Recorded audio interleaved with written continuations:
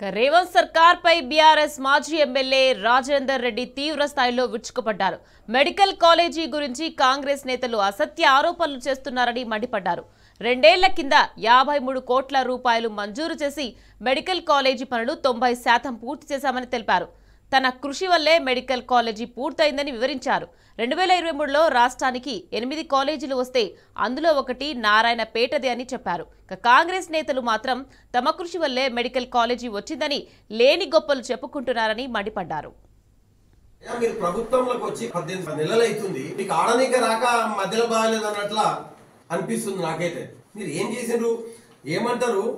Medical college hospital కు అసలు ఏమీ ఈ ప్రభుత్వం చేయలేదు, మేము వచ్చినాక మేము ఇనాగ్రేషన్ చేసి ఆడ హాస్పిటల్ చేసి ఆడ మంజూరు చేయించడం అంటారు. నేను ఒక విషయం చెప్తా, వాళ్ళు కొత్తగా చేసింది కాదు, నేను చేసింది కూడా కరెక్ట్ గా ఉపయోగించుకోలేకపోతున్నారు అనేది నా బాధ. జిల్లా హాస్పిటల్ కోసము మేము చేసామన్నాం, జిల్లా హాస్పిటల్ మేము చేసినాం, అప్పపల్లి కాడ మేము చేసామని చెప్పి డబ్బాలు కొట్టుకొని ఇనాగ్రేషన్ చేసినారు. కానీ ఒకటి గుర్తుపెట్టుకున్నారు, 2023లోనే 56 కోట్ల రూపాయలు ఆ రోజు మంజూరు చేయించి జియో 81 ద్వారా మంజూరు చేయించి అప్పుడున్న హెల్త్ మినిస్టర్ హరీష్ రావు గారి చేతుల మీద దాన్ని మనం ఫౌండేషన్ వేయించి ఎలక్షన్లు అయ్యే లోపల 90% కన్స్ట్రక్షన్ కంప్లీట్ చేసాం. యుద్ధ ప్రాతిపదిక మీద బిల్డింగ్ కంప్లీట్ చేసాం. వీళ్ళకి సిగ్గుండాలని నేను ఒకటి చెప్తా, ఆ ల్యాండ్ ఆ రోజు మనం నమ్మి అక్కడ ఉన్న ప్రజలు ఒక్క మాట అడుగుతూ కాలేజీకి పెడతాం, మాకు ల్యాండ్ కావాలంటే ఓవర్ నైట్ రాసిచ్చింది. వాళ్ళు ఒక పైన కూడా తీసుకోకుండా సార్ మీరు ఇప్పియండి తర్వాత అని వాళ్ళు ల్యాండ్ రాసిచ్చింది. అటువంటి ల్యాండ్కు 2,29,00,000 మేము శాంక్షన్ చేయించుకొని వచ్చి ఆ లెటర్ కలెక్టర్ ఆఫీస్లో ఇస్తే వాళ్ళ మొన్నటి దాకా వాళ్ళకి పైసలు చేయకుండా ఏడిపించింది. నారాయణపేటలో పట్టణంలో ఇప్పుడున్న ఆసుపత్రి భవన సముదాయంలో మంచిగా ఉన్న భవనంలో అర్బన్ హెల్త్ కేర్ సెంటర్ పెడతారు. అదే ఏమో మీకు కొంచెమన్నా అవగాహన ఉండాలి. Narayanpet already 2 urban health care సెంటర్లు ఉన్నాయి, ఆల్రెడీ ఉన్నాయి. అవి ఆడ షిఫ్ట్ చేసి తెలుసుకో పెడతావా?